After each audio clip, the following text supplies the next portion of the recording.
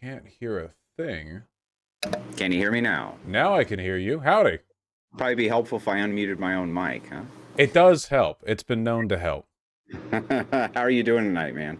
I'm doing okay. How about yourself? Good, good. Thanks for coming to the Crucible. We appreciate it. Uh, we have a slightly different interview style here. We don't ask softball questions. However, if you want to pass on anything we do ask, that's just fine. There are an assortment of questions. We have a diverse audience of right-wingers and left-wingers. So I'd like to just kind of launch in the Q&A as soon as you introduce yourself. Tell everybody where they can find you, Vaush. Yeah, well, I'm Vaush, and I can mostly be found at the channel Vaush. I try to keep things simple. Yeah, no, I love hardball questions. They're my favorite kind of balls. Hit me up. All right. Well, starting one of the most kind of popular question from the dissonant right that I got. I'm no Nick Fuentes fan myself. I've taken on many of his lieutenants on the kill stream and elsewhere. But this one came in quite often, which was to ask you the question about the Nick Fuentes debate with no moderator, and kind of what the thought process was behind why you wanted to not have an actual moderator for a debate with him if that came up. Well, see, the thing is, another criteria that I set was that he has to actually debate a topic. Normally when you debate a person, you debate, like, a topic. Like, there's a subject you disagree on.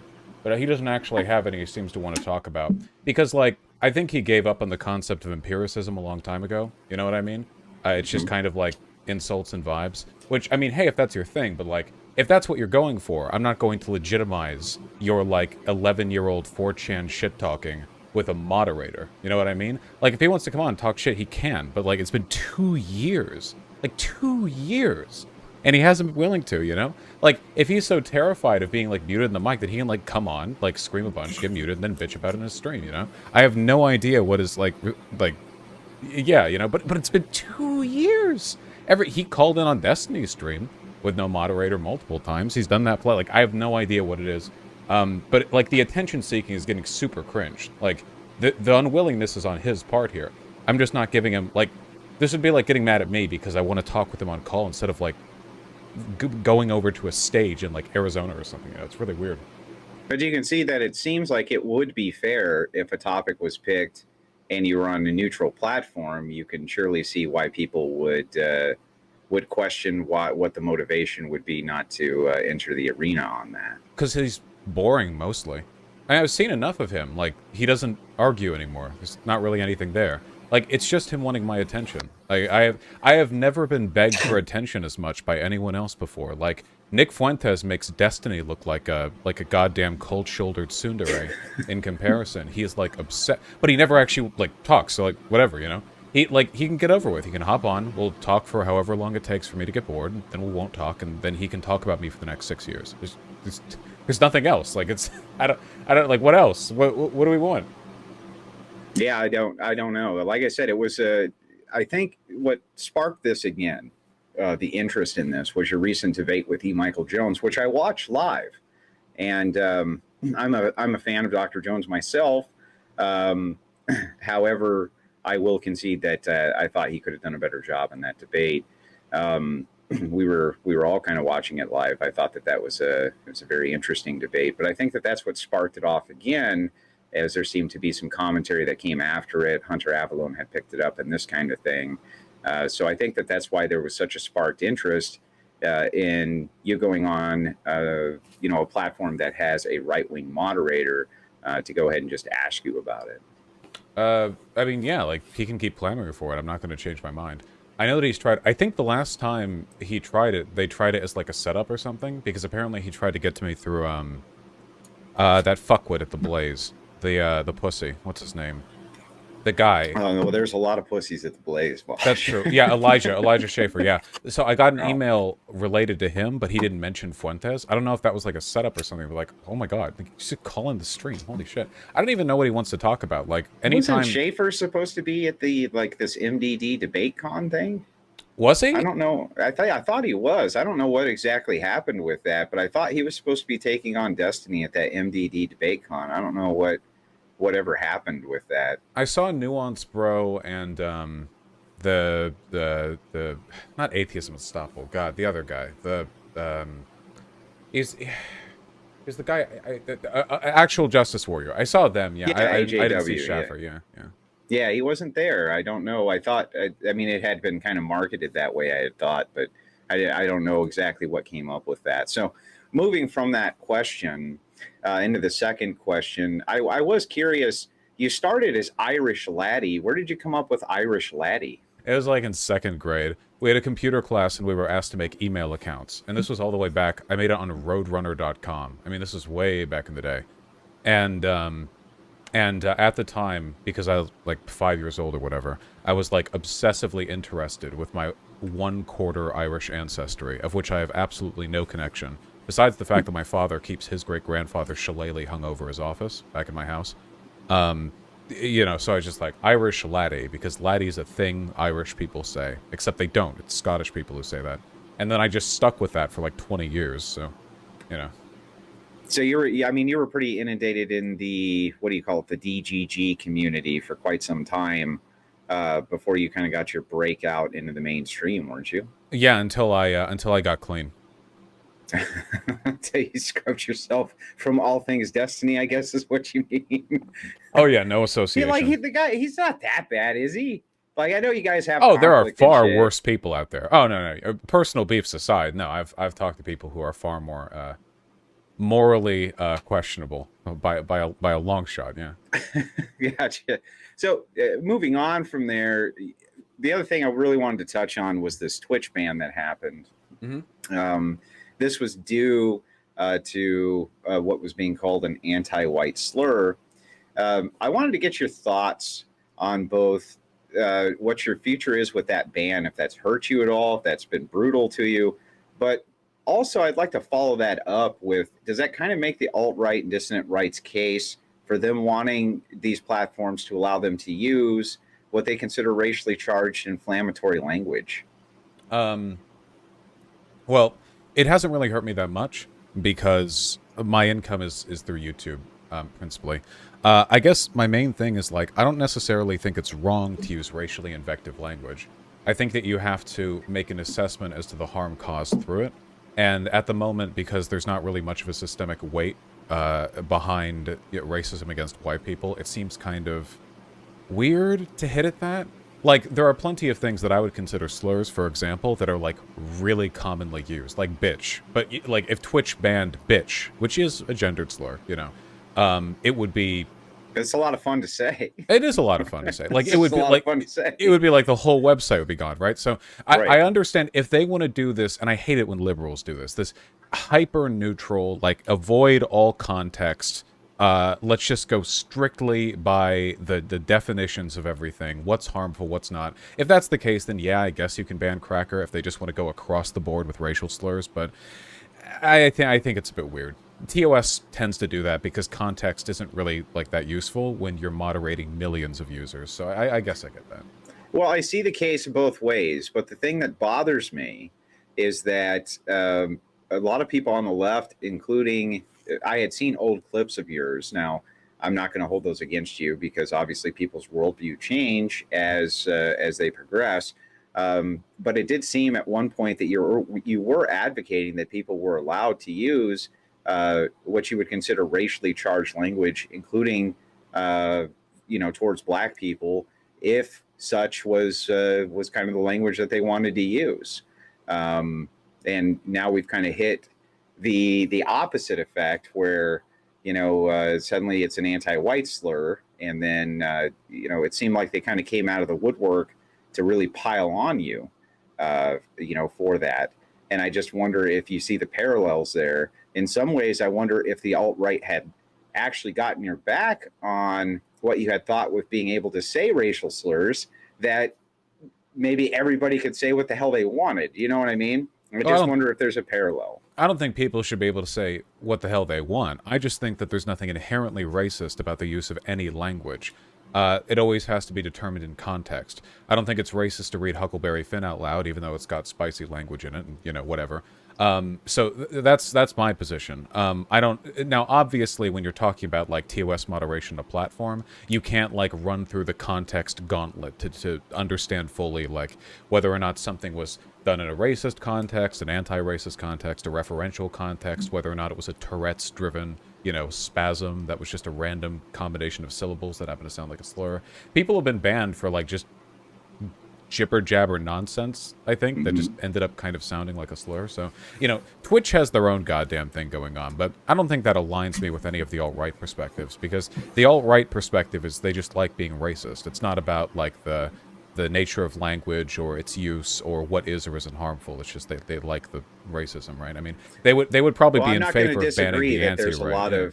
I'm not going to disagree that there's a lot of outright racism with the dissident right, far more than I ever thought that there was until I began to become inundated in that community. So that's true. Like, I'm just going to grant that that's true. But I guess my overarching point wasn't to ask, what the Twitch TOS was, but rather to ask you, in this particular case, had the alt-right rallied at the same time you and Destiny were kind of taking on this question of the N-word, and both at various points kind of did. If they had rallied behind that, wouldn't that have actually suited their goals better? I definitely wouldn't have suited my goals. It would have made me look quite bad to have a bunch of alt-righters rallying in my support. But in terms of their goals, like whether they're talking about the use of all slurs or whatever, I would still be okay in the vast majority of cases of a person being banned if they use slurs on Twitch, because the majority of the time, it's going to be in a harmful context. As for what they want, I think they would. I think the only thing a lot of them thought was like, finally the lefties are getting the medicine they deserve, right? Like, there was a bunch of cackling, like, oh, they thought it was okay to be anti-white, but now even Twitch won't allow it or something like that. But I don't know how much of like a principled invective there is behind that, besides just kind of like spiteful hand-wringing. Well, it seems like a cross purpose. So if your objective was that you just absolutely had to say the N-word, this is the thing in which, like the Southern dingoes of the world, they just can't wait to say it. It's their favoriteest word on planet Earth.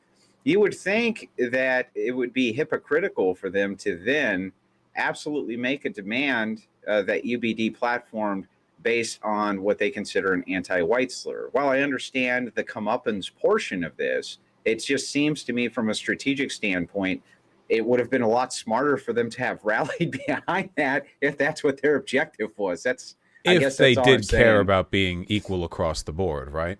As opposed to yeah, I don't know. I don't think I've ever once seen an instance of a far right guy being like, okay, an ideological enemy of ours just got hurt by something, and I disagree with them being hurt because of consistent principles I have. I don't know if I've ever seen that. It's always like principles take second, third, possibly fourth seat to, haha, I don't like them and they got hurt. So that probably does hurt their movement in the long run. It's kind of an across-the-board thing on the political spectrum, though, isn't it? Often, yes. Yeah. Yeah, I mean, most people are just fucking that way. They want their political ideology first, their principles second. It kind of makes me sick, to be honest. I see it, and I'm not going to lie, it's on the right. I mean, it's on the dissonant right, but I see it often on the left, too. It just seems like it's an across-the-board thing for people to kind of abandon their principles in order to get behind, in some cases, just whatever message will give you the most clout. It's kind of a sickening form, isn't it? Yeah, well, I mean, as long as you can justify... I don't think I've ever had a conversation with a very far-right person where they laid out a consistent ethical system. Oftentimes, it's just kind of intuitive morality, like a post-hoc justification of things that they feel are true. So, I don't even know if they're violating their principles. It could well be that their principles are simply things that make me happy are good and things that make me unhappy are bad. And you could make that consistent. I mean, you could draw that out into an ethically consistent worldview. But it would be a very dumb utilitarianism does that often.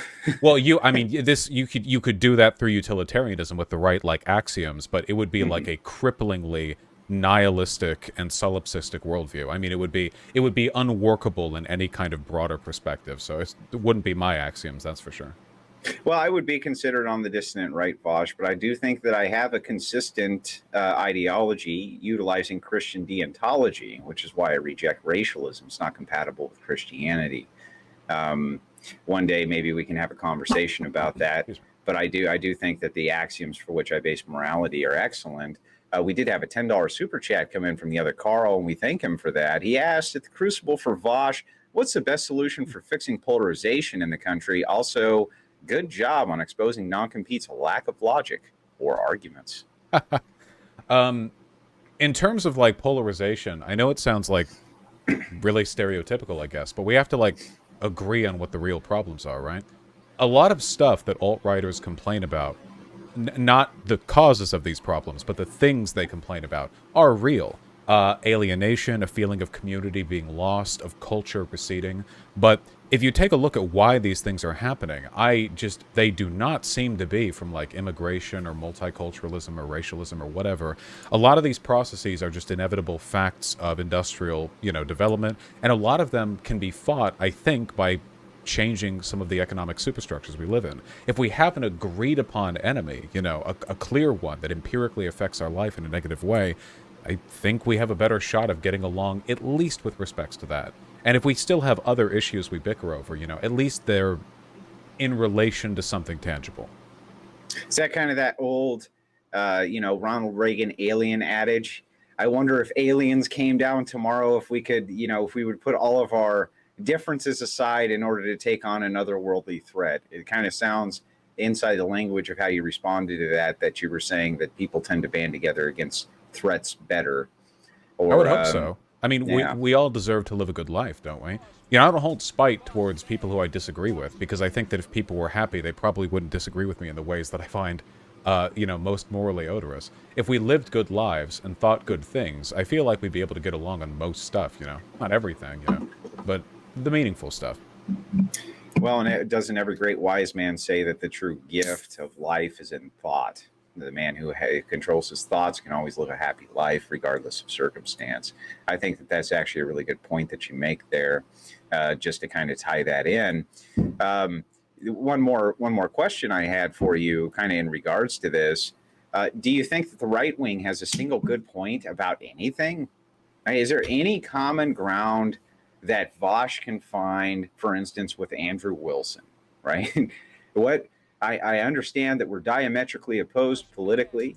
Our worldview for morals are totally different, but there has to be at least some good point that you think the right makes on something. There are things that we would agree on because we have shared values in some respects, I do believe that people should have, I guess these tend to be considered conservative values. I do, for example, support, gun rights in the U.S. I do think that having, a communal culture, a relationship to the area that you're in, and not just being some sort of disparate, disconnected, city-dwelling, whatever. I think it's good to, kind of have a root in a community. There are things like that. The issue is oftentimes when we agree on problems, the solutions are very, very different, or the reason why their problems are very different. There are probably edge things where we could agree on, but I don't know, there's so much of a split. I guess income inequality, basic econ stuff, there are a lot of right-wing people who take issue with that, though their solutions, again, would differ from mine. Well, it seems on the dissident right, interestingly enough, they do often propose what we would have considered socialist propositions just 10 years ago, including the UBI and things like this.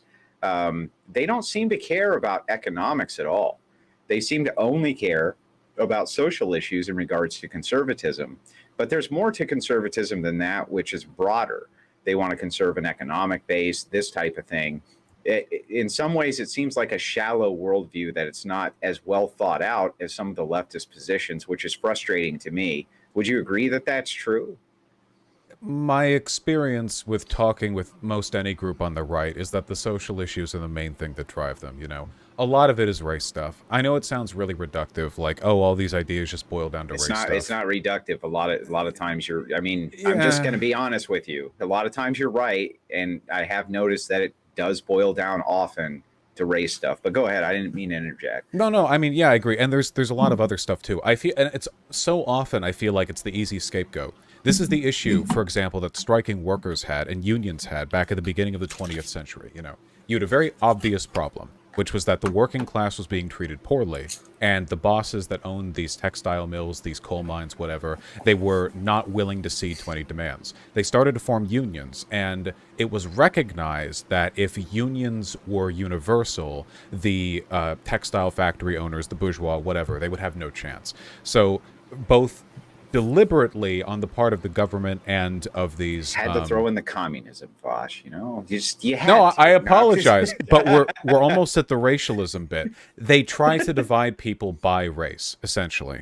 Unions because they disallow. couldn't divide them on class, right? Right. Well, yeah, they recognize their shared class interest. But if you have a union that black and white people can both join, and that union goes on strike, your mind is fucked. You can't do anything. But if only white people are allowed in that union, all you have to do is slightly jack up wages for black people when the white miners strike, and congratulations, you've strike broken. And the black people don't even have strike funds to rely on in the meantime. They have to take that work. It's not like they were, resting on a big cushion of wealth, black people back in like 1916. So it's often a scapegoat. I would challenge a lot of people on the right. Is your issue really with like feminism or race or whatever? Or are there other adjacent issues that often get written off onto that? Do you have an issue with immigrants, or do you have an issue with culture being utterly subservient to capitalist consumerism? Do you have an issue with feminism, or do you have an issue with the idea that masculinity doesn't have any modern, like, real world aspirational goals, that it's just You're kind starting of to sound like shiftless, Haas right now, Vaush.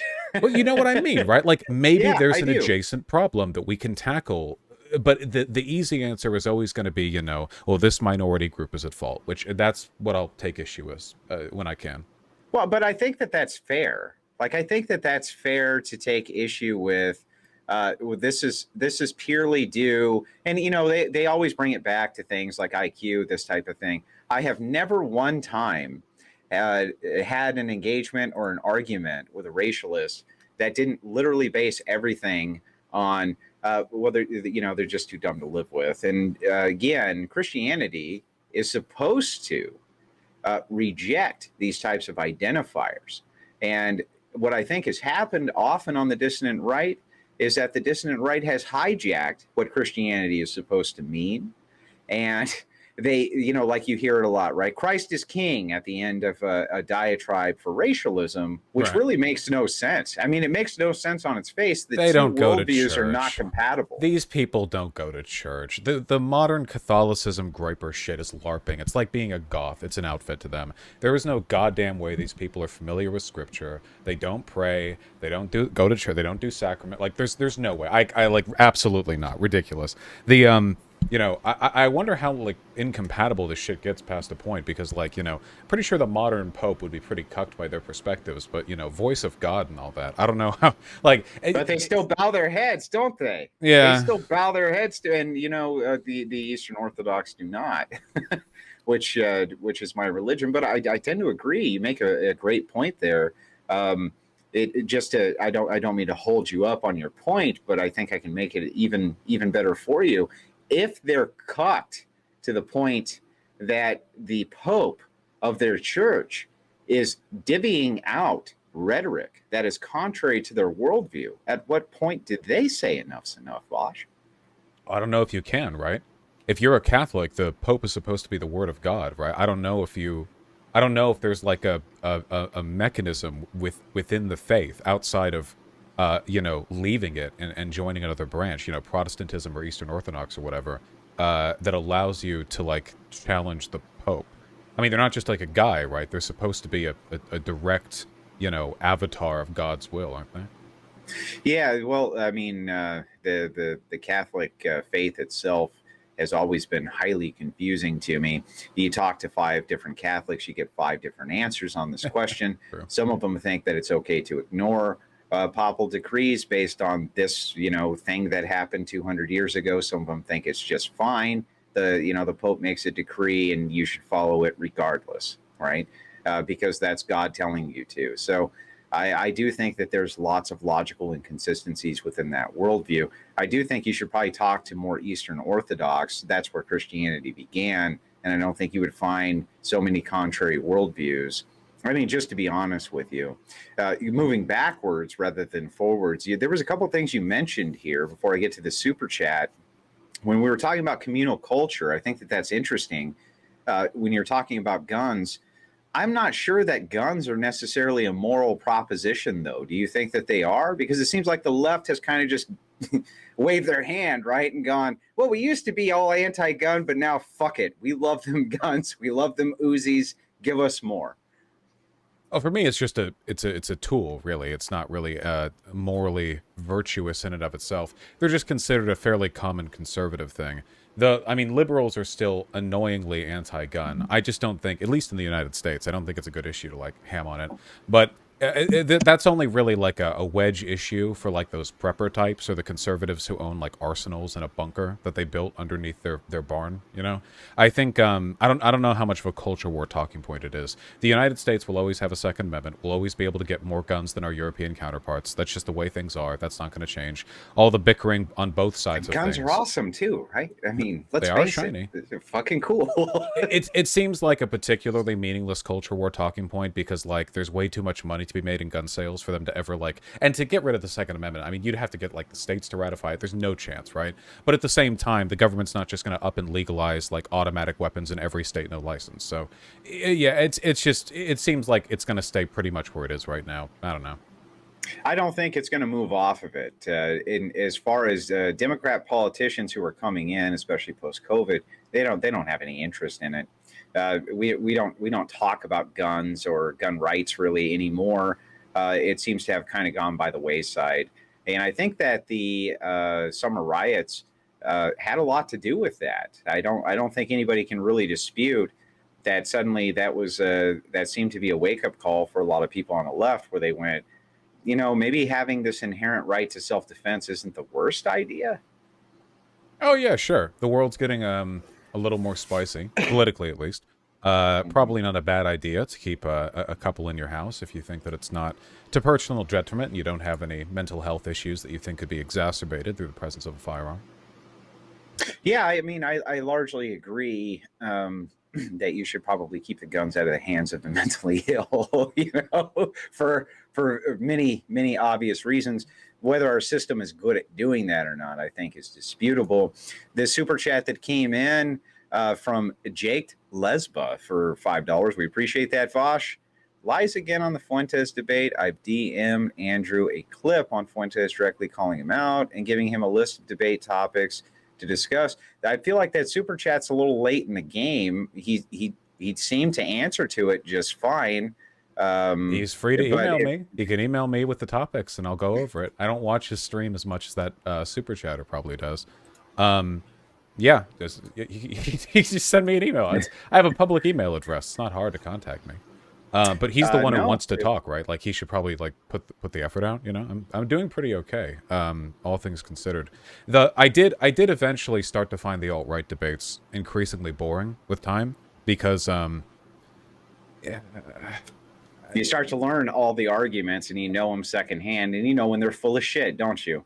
That's definitely part of it, but like a lot of it is also, I think they just like the attention a little bit because a lot of them don't even pretend to care about the actual subject. Like you can talk with them about like they pretend to care about immigration, right? Like they'll say like, oh, you know, and maybe they do really care about it, but you can be like, okay, well here's like an overwhelming body of evidence supporting my point, and they bring nothing, right? And then they like mock you for bringing evidence. They're like ah, well, Jews made that evidence. It's like well now I'm bored, god damn it. Well, now I've so what? Like now, like it's just, I mean, past a certain point, you're playing tennis with a brick wall. It stops being interesting.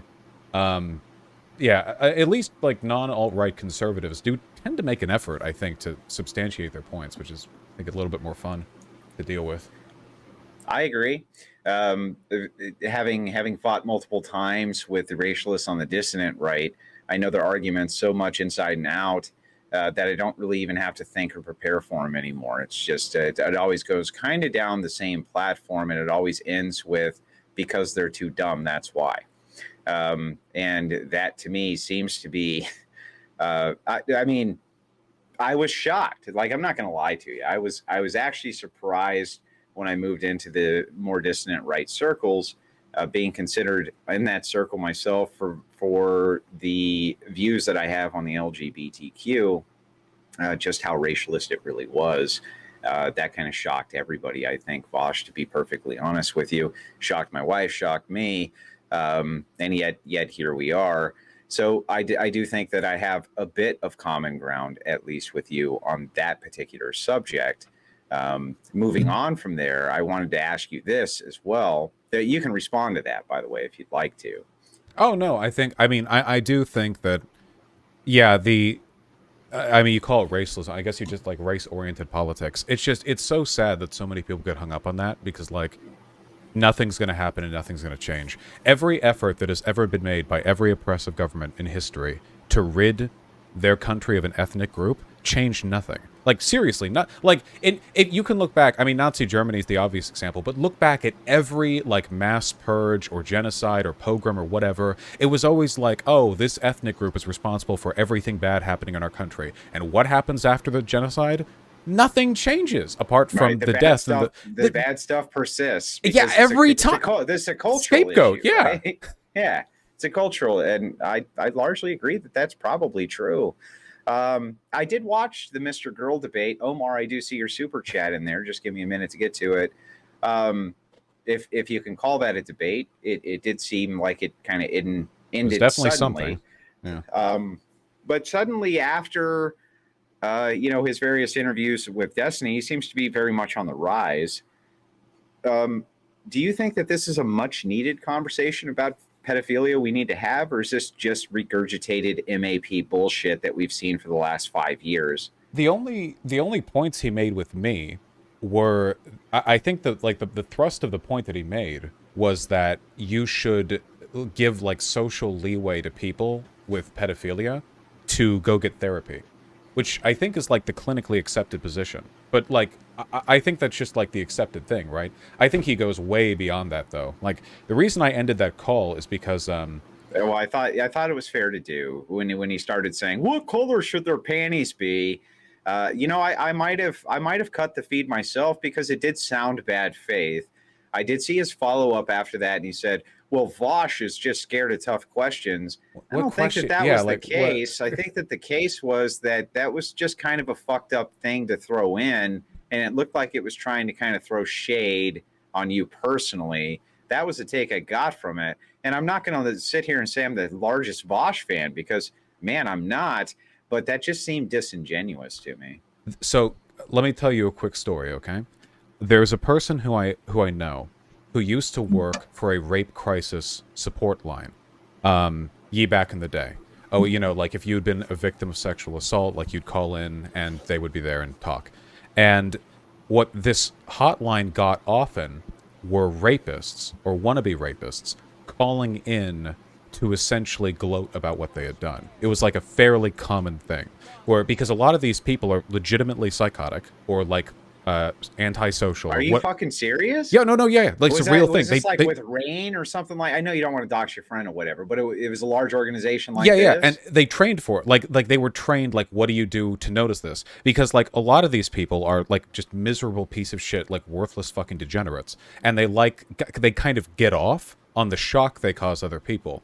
And when Mr. Girl was doing this like 5-minute long, irrelevant, insistent diatribe on exactly what kind of little girls he might like, or whatever the specifics of the convo were, I kind of got reminded of that. There are people who kind of get off on the shock value of their like degenerate predilections like being aired out to other people.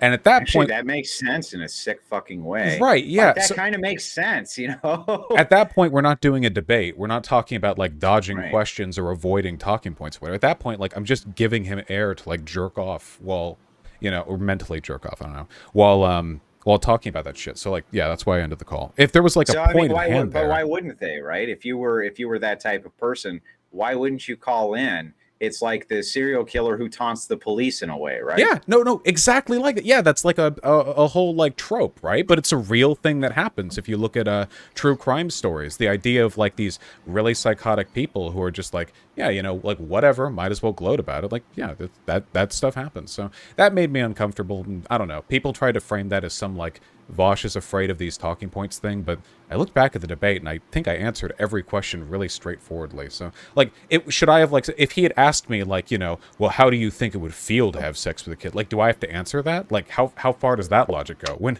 do I get to leave the call, Am I hostage there? Yeah, it's really weird.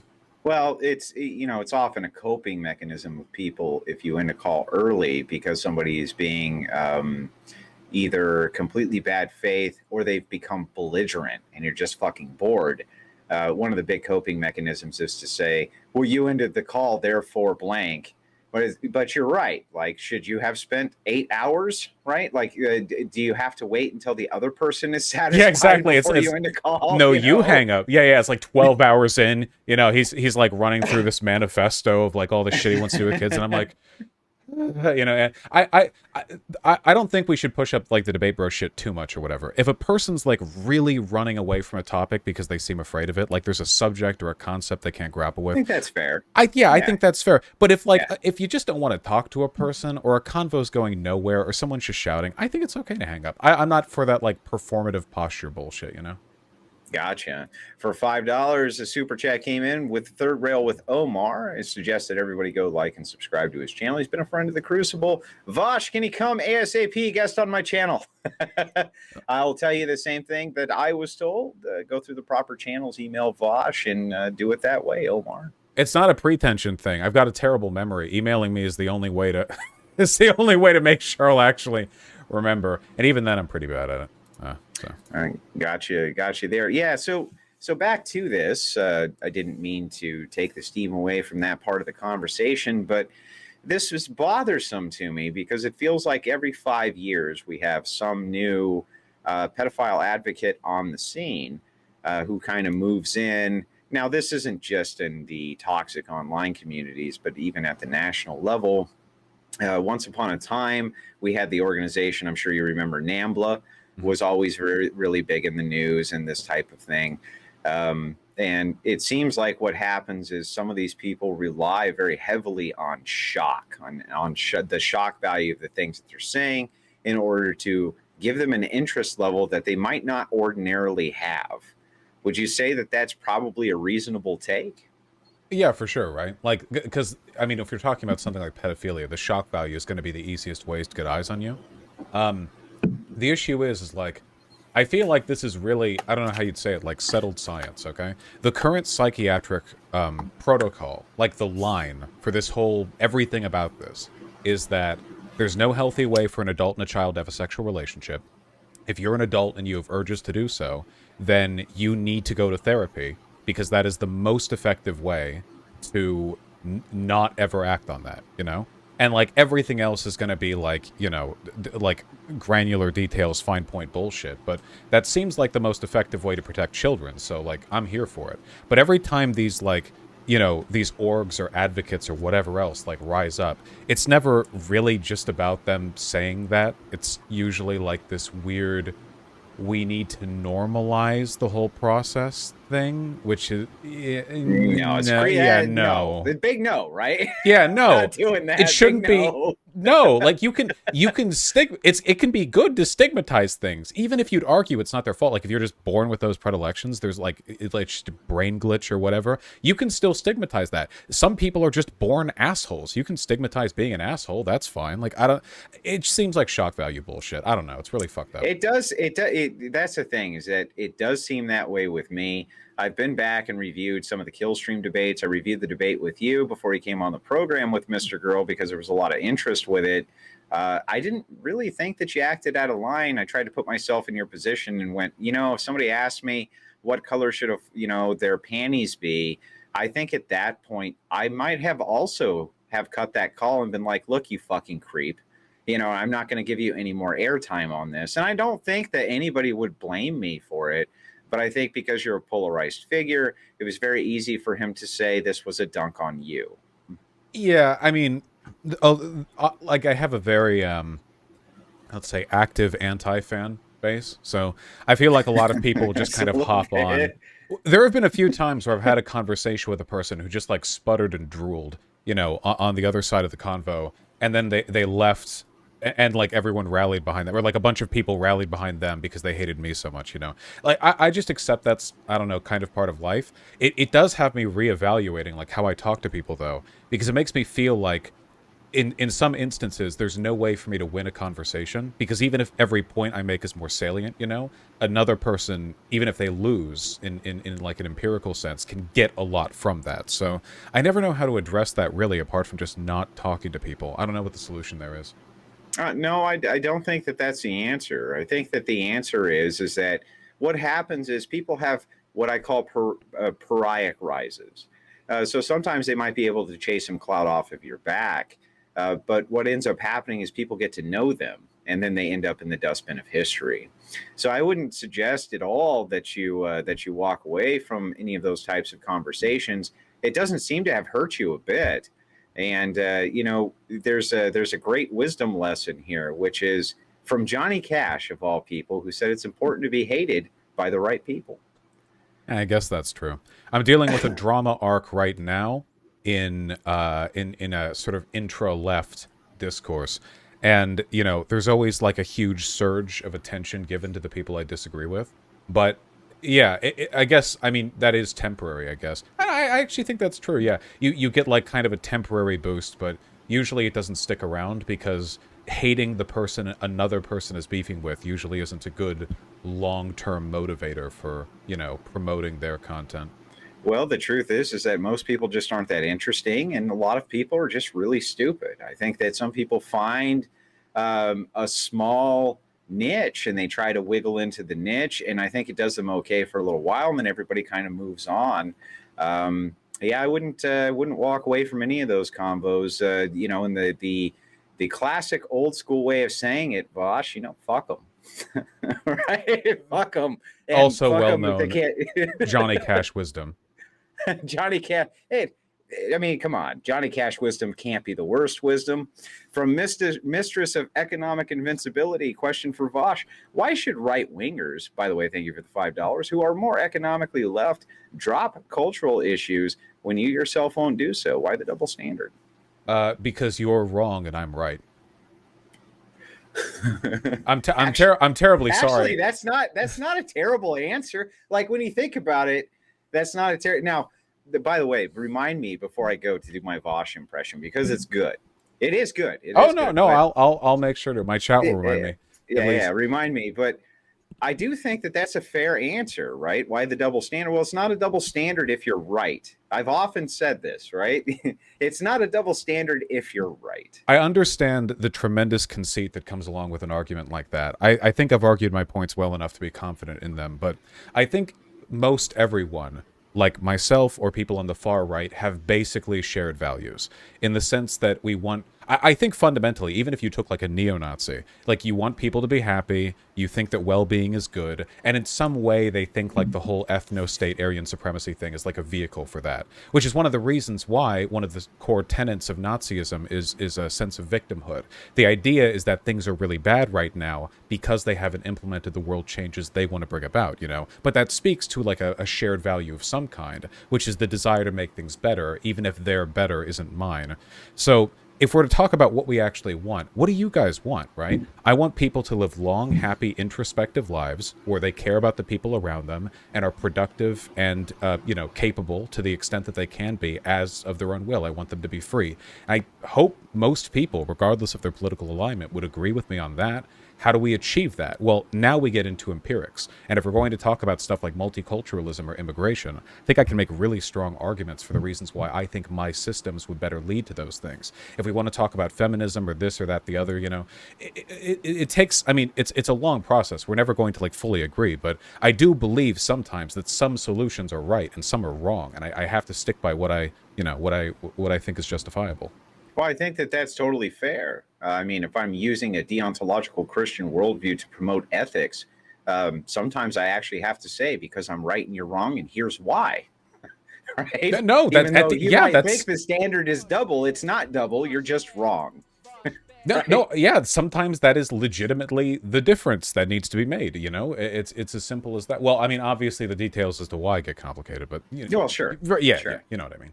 Yeah, I do know what you mean. Actually, I don't think that that's a terrible outlook, on that particular question.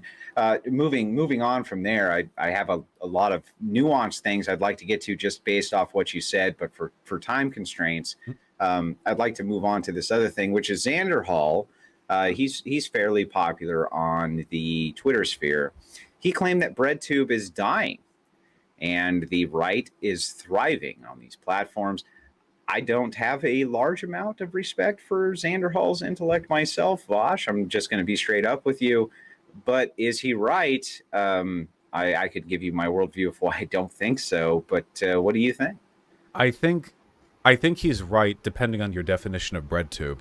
The issue that I have right now is that it feels like there are elements of the online left, mostly like the mid to low size like video essayist crowd, who are just are making themselves future victims of the same kind of 2014 era Gamergate skeptic, counter movement that I saw play out like 8 years ago, where you're getting like very insular behavior and unwillingness to engage with or address other communities, and inability to understand other perspectives. The lack of introspection is happening as they close in. In essence, and this sounds very callous, but I do believe this, it's a hug box, it's a bubble, and they're not challenged enough the way they were back in the day, so they retract and they become more arrogant and insular, and as a product of that, they get worse at dealing with external influences. I don't think this is going to affect me, because, I mean, not a day goes by without me ramming my head against external forces, but I think there is a big portion of the left that's really opening themselves up to like a really bad backlash, and I don't know if they're ready for that, So, would, in your estimation, then engagement's key? It is. You have to be able to engage with the arguments posed by the other side. If you can't, that's it. Like, you always have to be. If you can't do that, there's no point in you making political content. I'm not saying you have to be able to debate. Debate is a specific skill. But acknowledge what other people believe and respond to it, as opposed to, I mean, what are we getting right now? A lot of the stuff being produced in the online left is very insular and a very niche interest. It's of no interest at all unless you're already in the in-group. It's one of the reasons I really like ContraPoints. Every single ContraPoints video is interesting, even if you don't agree, interesting to a pretty broad... ContraPoints has been on here many, many times. No, ContraPoints. ContraPoints. Oh, ContraPoint. I'm sorry. But no, don't get me wrong. I like CounterPoints too. But yeah, Contra's videos are really. He gets a lot of that too. They're being conflated with Contra because they're names. But Contra's videos are. I think she does a really good job just throwing it out there to a wide audience, and I respect that. I hope that keeps up. I hope that's the energy we get going forward. Well, what are you going to do? And I'm just going to be completely frank with you. Mm-hmm. The debate skills of guys like Dylan Burns are garbage. Debate skills of guys like Xander Hall are not great. The debate skills of the people who would represent even the moderate the socialist movement, as you might call it now, who aren't even BreadTubers, are not doing a great job of guarding the wall, as it were. And they seem less and less likely, as they gain more and more clout, to be at the forefront of these types of things. So, I mean, what does your side do about that? Is it going to always be the inevitable ebb and flow of the right wing is rearing its ugly head, and so BreadTube must retreat until their day cometh again? I mean, there's always going to be an element of that. I feel like Zan and Dylan's arguments are pretty good. I feel like, if anything, their arguments with the right suffer in some aesthetic senses. They're both pretty young, and I feel like they're picking boxing matches and fucking boxing. The issue is, so much of this is optics. If you're like a kind of like kid, like Dylan and Zan are both. It's not just that they're young; they like look young. Like, I looked older than they did when I was their age too, and I had a deeper voice, and I carried myself differently. And I feel like even if your arguments are really good, if you're talking with a person who comes off more older and level and calm, that goes a really, really long way in terms of how legitimately other people perceive you. I think with those two, like that's a self fixing problem kind of with time, but in terms of like the direction things are going broadly, I think we're still in a better position now than we would have been like 8 years ago. But I do think that a backlash is coming. Maybe it's going to come from like the TikTok Zoomers, like a bunch of 16-year-olds are going to step onto YouTube, stop watching videos deconstructing like Hello Neighbor, and start arguing about how trans people are delusional or whatever. Like, I don't know where the angle is going to be. I know it's not going to be from a bunch of 40-year-old British guys, because we've already done Gamergate. Like, it needs to be some new thing is going to happen. I guess I'm just interested to see how it will play out. Well, I guess just to dive into that just a bit more to follow up, I guess what I'm after is, do you feel like your gatekeepers are doing a good job? Because from my perspective, I don't feel like they're doing a great job for you. I don't feel like, to be fair, that the dissident rights gatekeepers are doing a very good job either, Vaush, to be honest with you.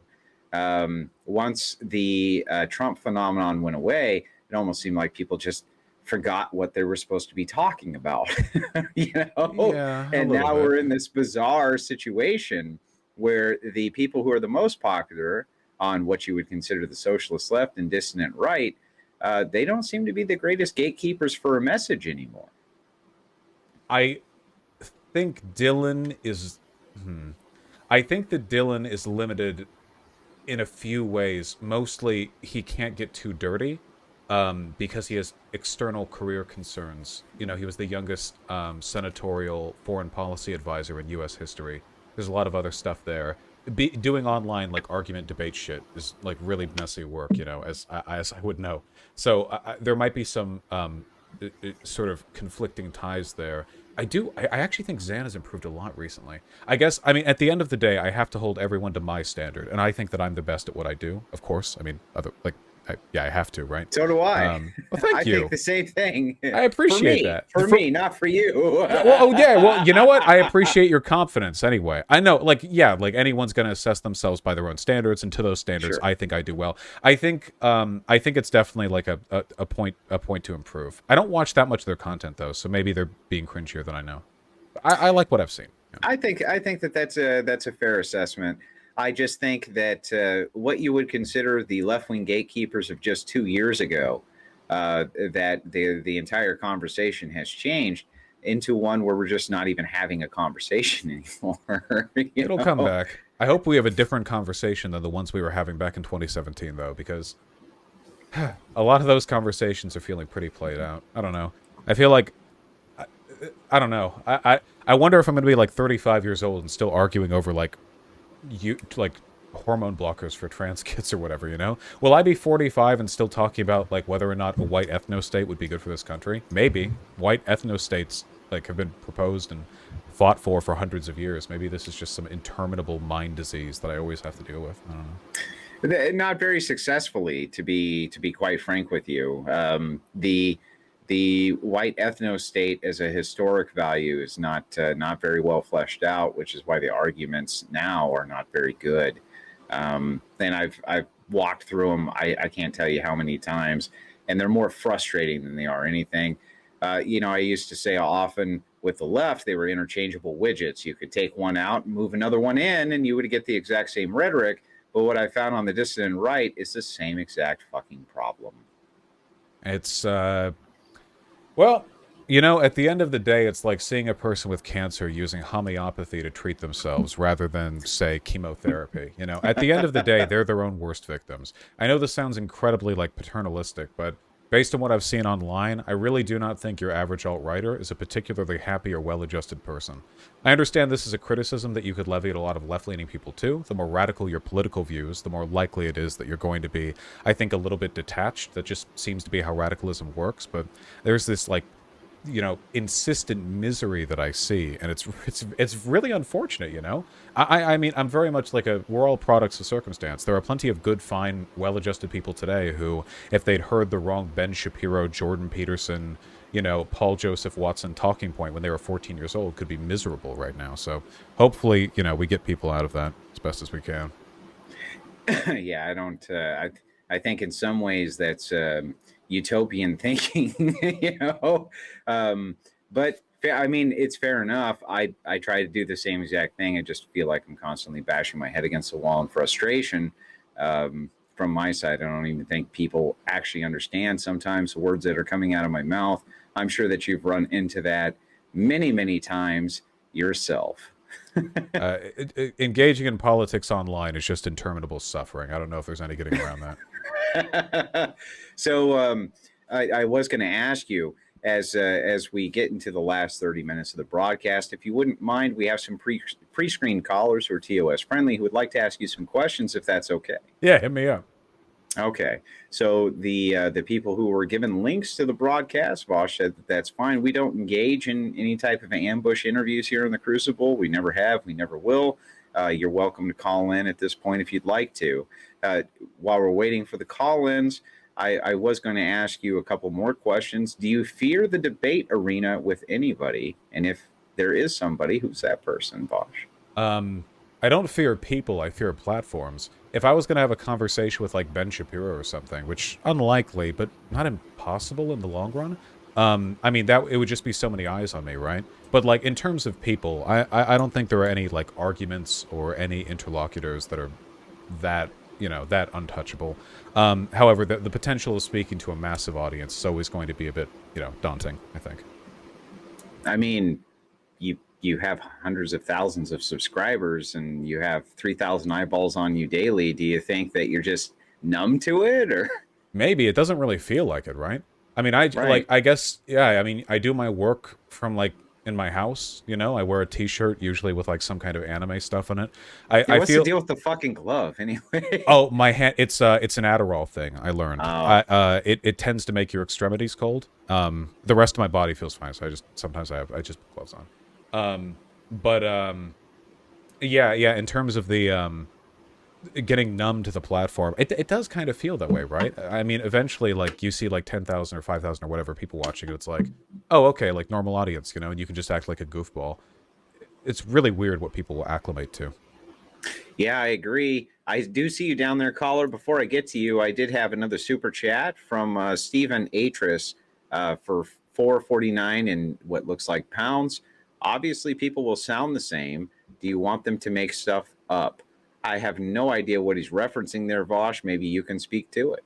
Obviously, people will sound the same. Do you want them to make stuff up? In terms of the talking points they use for the white nationalism stuff. Yeah, there's always going to be a bit of interchangeability when it comes to the arguments that people of a political side make, but what's important is the ability to understand why you're making those arguments. So, for example, if you talk to economists, you know, like 90% of them, maybe even more, are going to have the same opinion on rent control, but they don't have that opinion because it's dogma. They have that opinion because they have analyzed the available information and they can explain to you point by point. When it sounds like dogmatism to me, when people just repeat the points but don't seem to understand the underlying logic, that's the issue to me. People do that on the left too, not gonna lie. You know, maybe they do it for points I'm more likely to agree with, but I think that's a pretty common issue. But we are both right, Vaush. Well, right? true. I mean, we are both right. But Very correct. just to quickly move over to the caller here, caller, please identify yourself. Hey, I'm I've got a bad echo. Oh, hold on then. Yeah, I don't have my headphones on, but I'm Synth. I'm the left-wing in-house debater for the Crucible. I was actually wondering, Vaush, you went over your positions on gun control, complained about the liberal position on it. I'm not a liberal, I'd be a leftist, right? Or I guess maybe a classical liberal, right? Mm-hmm. And in the case of your positions on gun control, the policies you advocate for, I think at least, seem to lead to the mass slaughter of poor people, about 40,000 people per year. And I'm wondering if you'd be willing to debate that on the Crucible. With regards to what policies? Sorry, Synth, you're going to have to mute yourself. Oh, sorry, yeah, that's on my end. Echo. With regard to what policies? Oh, with regards to policies that increases in gun control, or like the expansion of gun rights, or something that would be useful for the nation, or that you just like any policy you disagree with the general left on. The specific ones that I advocate for are the total repeal of May issue, or a total repeal of Shell issue, and then eventual repeal of May issue in all states. I'm happy to have the conversation. The only thing I'll say, though, to keep in mind is that my positions on gun control are very much a strategic one, in that the likelihood of us affecting any meaningful gun reform at a national level is negligible, but there's a lot of political capital that you could lose in the pursuit of that goal. You could alienate a massive number of people to push forward policies that end up having a very minimal or negligible impact. So if I could snap my fingers and just like make the country different, I would probably be like way more anti-gun than I am in like a general or pragmatic sense. But given how difficult it is, you know what I mean? It would be like if morally I thought there was like a really big mountain that we should move like to another place, like cut up and like lift and put somewhere else, you know? Like, I mean, maybe I care a lot about that, but there's probably something else that engineers could be working on in the meantime, you know? So if that position was true, I would consider it a completely valid argument against gun control. It just seems to be the case that the vast majority of Americans do actually support this, so we'd actually gain more social, or we gain more political capital from supporting it than we'd lose by supporting it. So in that case, though, if I guess when the debate happens, if you want to bring that up, I think it's completely legitimate if you have like sources or something to substantiate that. Send me an email. All right, sure. See ya. I'm gonna hop out of the studio. Take care. Okay, thank you so much, Sam. I'm sorry for that for resounding echo there. Like he said, he didn't have his headphones in. We appreciate the call. Makes him sound cooler. What's that? Makes him sound cooler. You know, like he's he says it twice. Final Fantasy boss. Yeah, you know, he's in a big room like a cathedral. It's echoing. You know? Zen Shapiro, go ahead with your questions for Vaush. Go ahead. Hey, what is up? Am I good? Got an echo or No echo. Okay. Howdy. Cool. Yeah, just quick introduction of who I am. I'm Zen Shapiro. I'm a paleoconservative, just like Andrew here. Some people refer to me as the pro-life steel man. I'm not sure if you've seen any of my debates online, but that's kind of what I'm known for. But just a quick question before we throw down the gauntlet, just about you, Vaush. I don't know if it was really covered at the beginning, but how do you define yourself politically, socially, economically, and who do you view as your greatest opponent in the political sphere? Libertarian socialist, and I don't really think I have an opponent. I think there are ideas that I take great issue with, but in terms of like people fade, their ideas change. I try not to fixate that much on the individuals. Mm-hmm. And you largely rely or you live in the world of like subjectivism, where everything is in the eye of the beholder, kind of. I'm a moral anti-realist, but I don't think it's subjective. I would apply my morals to other people. I would hold them to condemn them. You know, I would condemn them if they didn't, abide by them. Mm-hmm. I gotcha. And yeah, so I did mention that I might throw down a gauntlet or two. I saw a super chat that said, "Why do you tell the cultural conservatives to let the cultural issues go?" You answered with a staunch Chad, because I'm right. So that was pretty staunchly Chad. It was a staunch Chad answer. I'm fucking right. Okay. I'm fucking right. Well, the question I have is, would you be willing to defend that claim that you are right on the topic of abortion against me, Zen Shapiro, on the Crucible? Generally, I'm happy to accept things like that. I do try to stay away from abortion discussions because I feel like there's no way to move anyone's mind on it, right? At the end of the day, I don't think that like a fetus or a zygote is a person and shouldn't be afforded moral rights. So, and there's no empirical evidence that could be thrown either way. You can talk about when heartbeats begin or whatever else, but I think that consciousness is an experiential thing, an emergent characteristic of involvement in the world. So I don't know if I could fairly say, I don't know if there's anything that could move me off of that. There's no science of consciousness after all.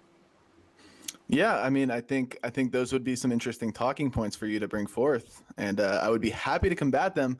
But I mean, I'm just saying, you said you were right about the cultural, social issues. Abortion is one of those, so I don't want to see any excuses here. You would be willing to defend that, right? Oh yeah, I'll defend the position. It's just not an empirical position. There's not evidence you could throw either way. You can make philosophical arguments in favor of one set or another, but at the end of the day, the idea of what is or is not a conscious person, to that point, it wouldn't be, I think I'm right. It would be more, I've decided that I am right, and that the political consequences of disagreeing with me outweigh the political consequences of agreeing with me. And, we might as well just act as though, because, at the end of the day, we're relying on evidence being pulled from a field that can't produce evidence. So, send me an email. I can't make any promises because the abortion debates in particular are difficult to handle sometimes in terms of where we move forward. Yeah, you find often that conservatives are a lot more interested in social issues, and liberals, leftists, and the like are a lot less interested in them. I would argue because the conservatives are right. But we're going to be diametrically opposed on that. I'm sure Andrew would be more than willing to host it.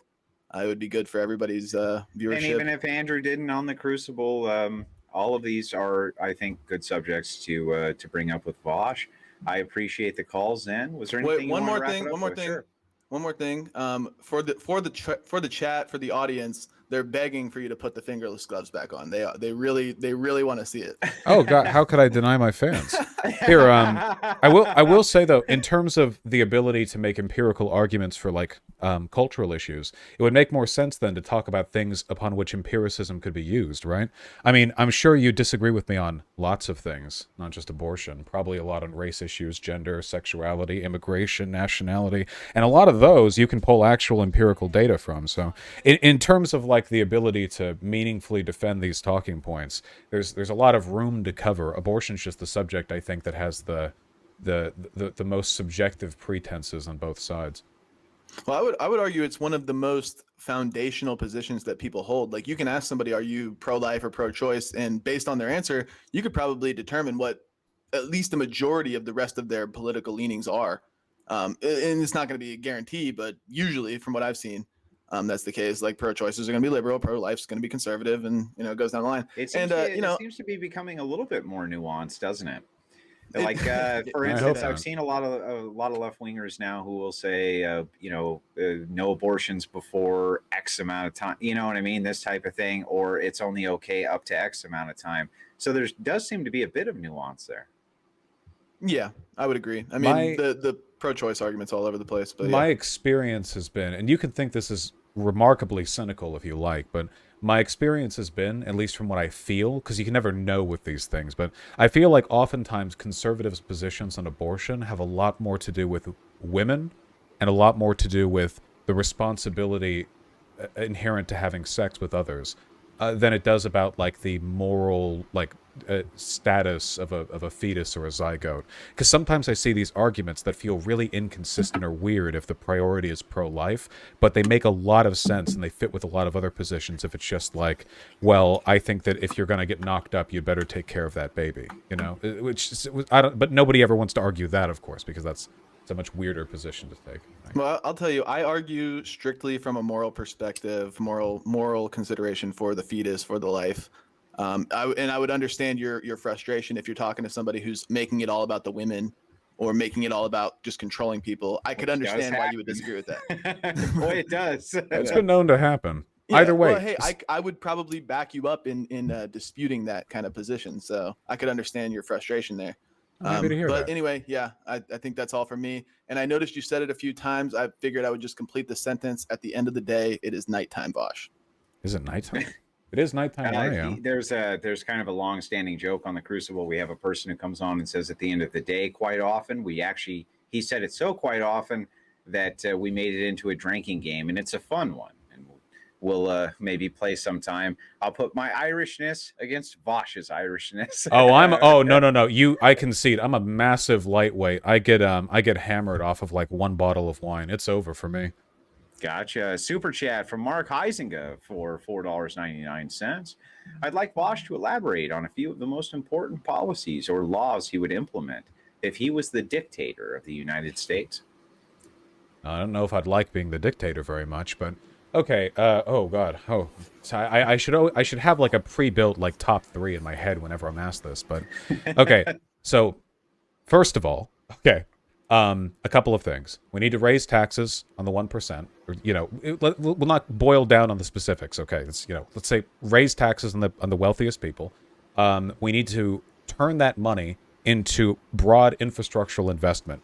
We need a public jobs program so that people who are out of work can get vocational training and can then fix up all the fucking potholes and cracking bridges across the country. We need a broad, like, New Deal-esque, across-the-board infrastructural renewal program, not just repaving old roads, but, laying down new ones, laying track for trains. We need to revitalize our internal transit infrastructure. Electronic trucks are not the way forward for America. Trains are. They were the way forward 150 years ago, and they're still the way forward. So we still need that, I would open up the country to more immigration, and I would put a lot of money aside towards jobs training for immigrants. If it's necessary, they could be part of that new worker bloc to help invest in infrastructural, like revitalization. And finally, I would want tax credits or some kind of government subsidy or incentive for any local communities that are willing to invest in what I would call quality of life improvements to their local township, from building like community gardens to community squares thoroughfares to having actual nice places to walk and live in, as opposed to building like ugly infinite suburban sprawl with like a strip mall every couple of miles. I like those would be the first things that I would tackle, and I feel like if you could get all of that done, you would massively improve the material outcomes for the vast majority of people, like really quickly, you know. I appreciate the answer to that. Okay, sorry, Vaush. yeah, I need to have like a answer prepared for that. From Juan Peralta for $2.41. Could bipartisanship have prevented the SCOTUS ruling? Which one? The one with I'm the guessing that they're talking about workplace. the abortion with Texas. That's my guess. I'm not sure because they weren't specific, but that would be my guess. Yeah, there are a few Supreme Court rulings. I don't know if bipartisanship is really a thing. Conservatives and Democrats in this country have very opposite values in a lot of things, apart from prioritizing the business class. So I don't know, especially with abortion stuff too, because I don't know if you can really change people's minds on that. I know some people who have had their mind changed on the abortion stuff, but it usually coincides with them leaving their religion. And like, you can't just get large numbers of people, usually adults too, to just up and leave their religion. So in terms of that, I don't know if bipartisanship is effective. In terms of other issues, you know, maybe. I don't know how much bipartisanship really affects court rulings. It seems like even if people get along outside of the court, they don't do much like strategic workarounds in there. They usually rule based on their own preconceptions. I'm not sure. Yeah. For $1, V99DA says nothing, but we appreciate the super chat. Yeah, for $5, a follow-up. Will Vaush commit to a 1v1 versus Rob Nora on any topic here on the Crucible? A lot of shameless self-promotion from chat tonight. I'm not going to lie to you, Vaush. Clearly, there's a lot of shameless self-promotion. I'm actually okay with that. I'm not upset by it. I'm sure you wouldn't be either, but I do appreciate chat shamelessly self-promoting. Go ahead. I love Rob Nora and all, but would there be any difference between me debating him and me just debating a pre-recording of him? You know what I mean? Like, I don't know how much on-the-fly engagement there'd be. Maybe, I don't know. I can, and possibly. I've talked with the guy before. It does feel a little bit like arguing with a wall, you know. I don't. Maybe. I'll have to sleep on it. Okay. Yeah. Sure. Now, Rob Nora is a personal friend of mine. He's a friend of the Crucible. I love him. Okay, it's nothing personal.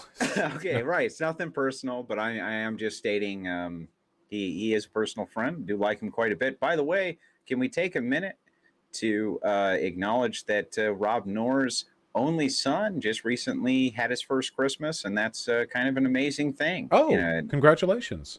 Yeah, to them, yeah. Yeah, nice. For £1, Jerome says nothing, but I guess sometimes saying nothing's better than saying something. Couple more questions. I know we're quickly running out of time. I have time till the hour. I don't know what your limitations are, but I have time. No. I'm good. If you have time to the hour, I'm happy to extend the interview. I'm having a lot of fun. I appreciate you coming on. You have been very forthright with your answers.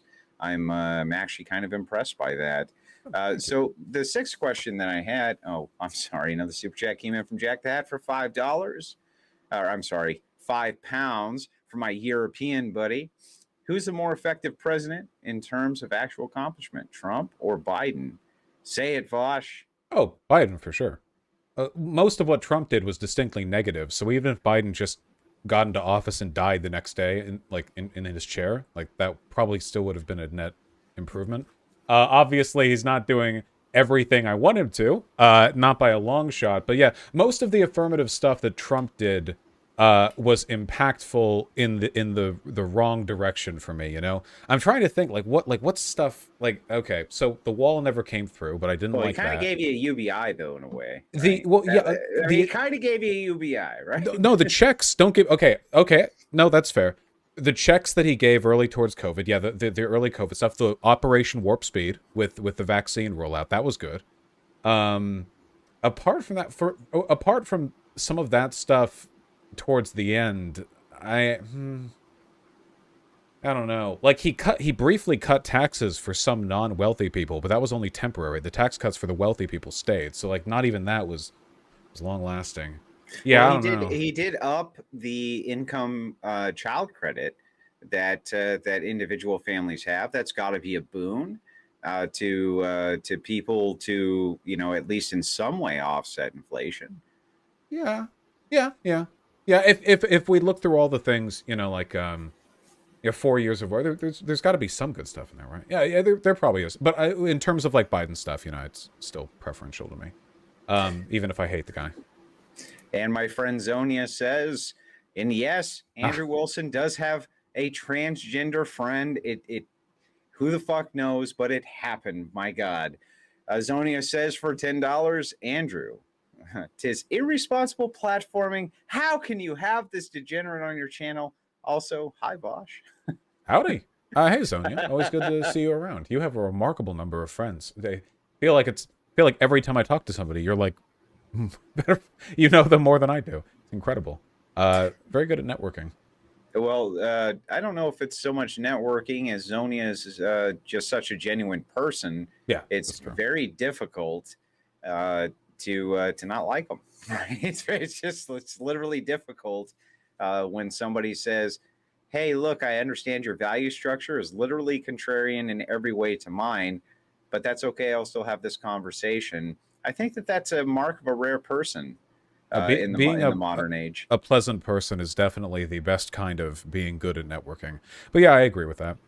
The online political space is largely bereft of genuine friendship, so it is nice when people are sincere in spite of that. Yeah, well, I mean, genuinely, I've had hours-long conversations with Zonia, especially considering the fact that Zonia is an asexual person who lived through some major sexual revolution type stuff. It's been enlightening, to say the least, and I think that probably Vaush would agree with me that when you are inundated with people from all over the world who want a piece of your time, that one, there's not that many people who are interesting, and two, when people are interesting, you tend to listen. Yes, I agree. It is difficult out here. But I have made good friends, you know. Oftentimes the most sincere people are relatively small, I feel. The larger, I mean, in terms of their content creation size, of course, not physically. I think, you know, the larger you get, the more this becomes a business. It becomes more and more difficult to have sincere conversations. More people are watching you, more eyes are on you, more considerations have to be taken for every convo you have. Yeah, it definitely gets more difficult the larger you get, I think. Are you sad about that at all? Maybe a bit. The main thing that bugs me out is that because I have such a toxic reputation to the rest of the online left, there are a lot of people in the online left who I really quite like, who I know I would get along with just fine. But they're just in terms of like PR stuff, you know, I'm like radioactive to them, you know. So that's a bit unfortunate, but sometimes just being like quietly friends with somebody is enough. I don't know.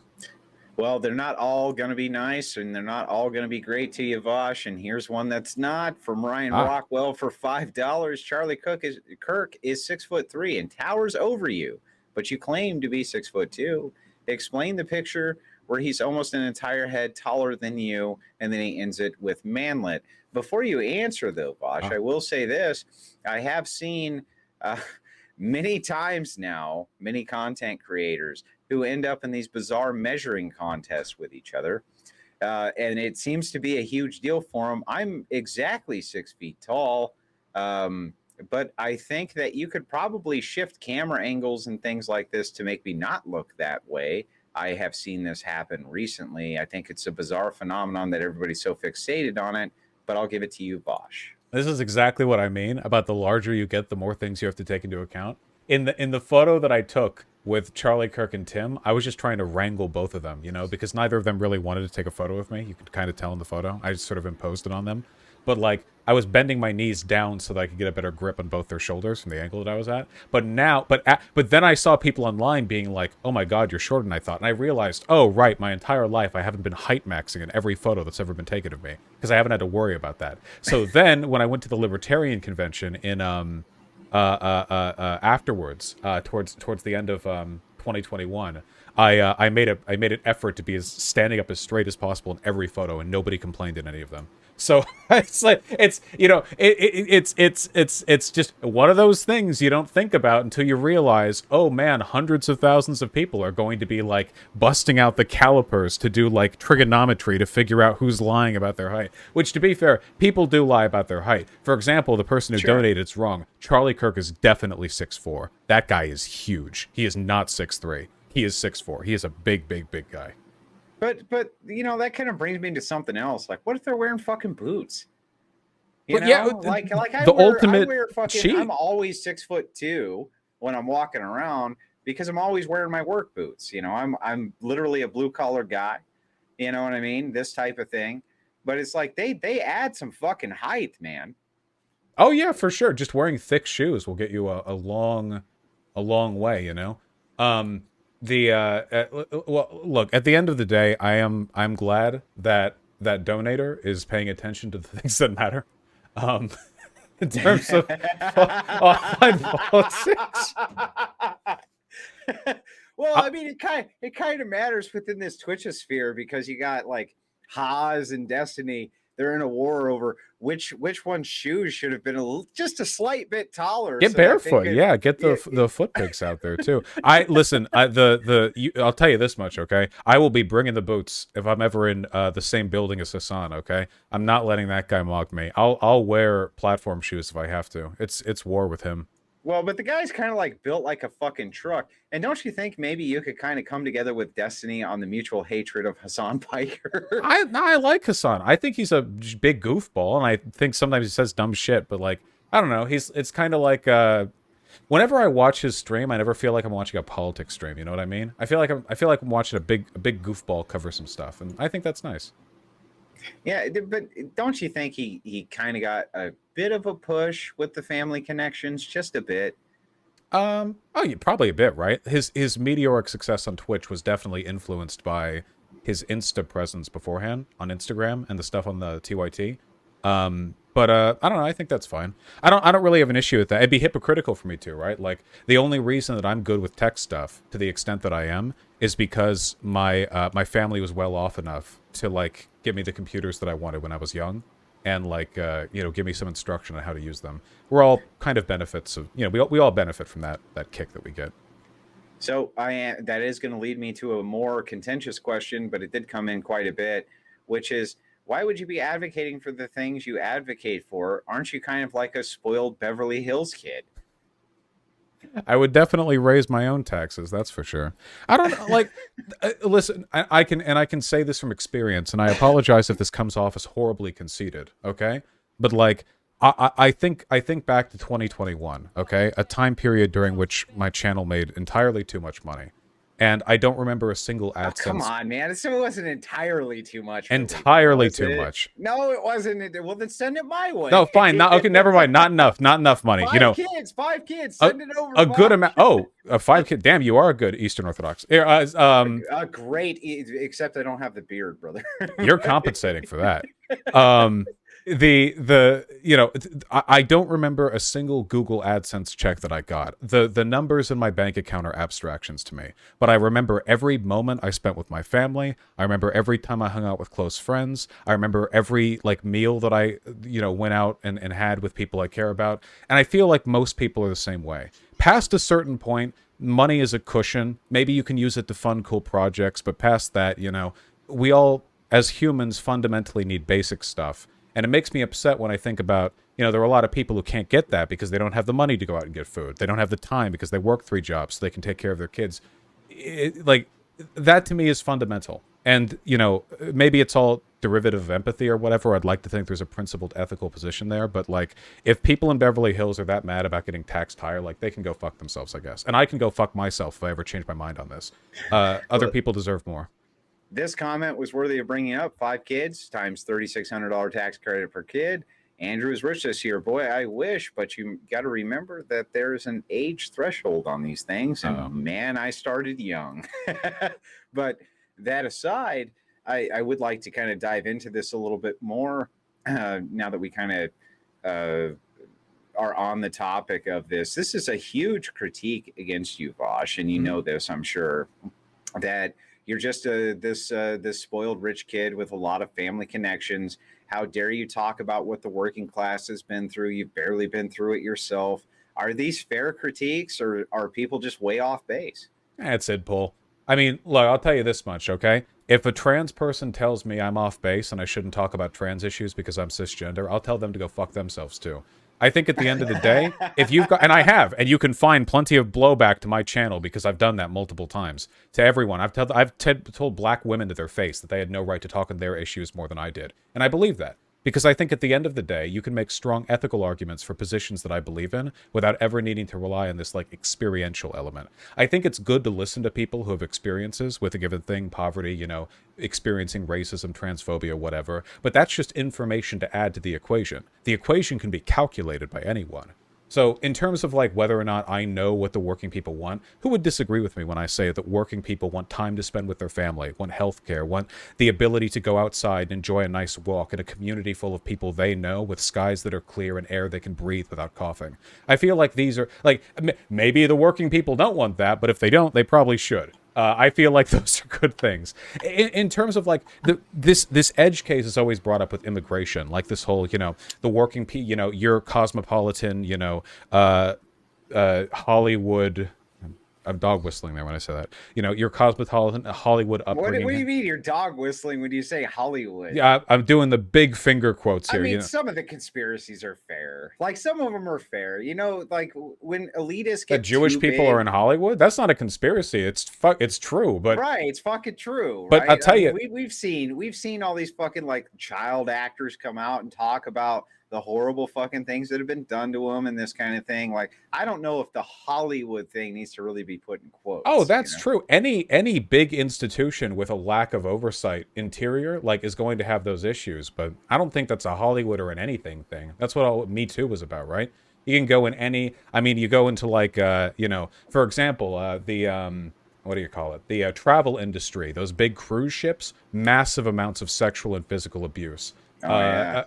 People go missing on those trips. They'll get like they'll get like Haitian workers that they'll just pick up for like no money, and then they'll like just disappear on the trip, and it'll be like, oh, like accident, like they could have just been thrown off the boat. So yeah, like whoop, you know, that's like that national park thing.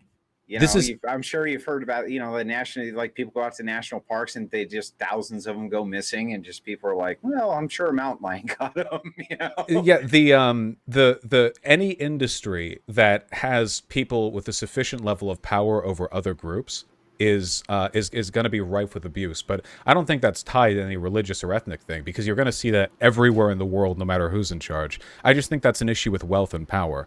And Hollywood is undeniably a wealthy and powerful institution, but I mean, I probably see the same problems over at Bollywood in India, right? I mean, it's probably just an all about the place thing.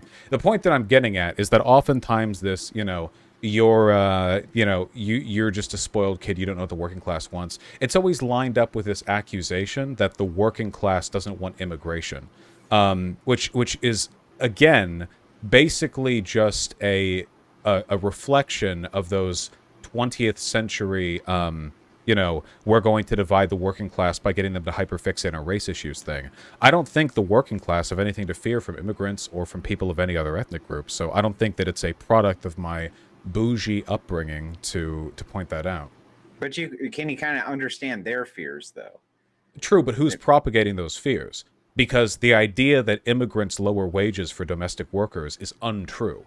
So the fact that everyone seems to believe that anyway, in spite of like a ton of research from multiple like economic institutions showing that it's not the case, like the fact that people still believe it, like there are people propagating that idea, usually people who have an issue with the race side of things, who then want to promote that belief by making it about economics, you know.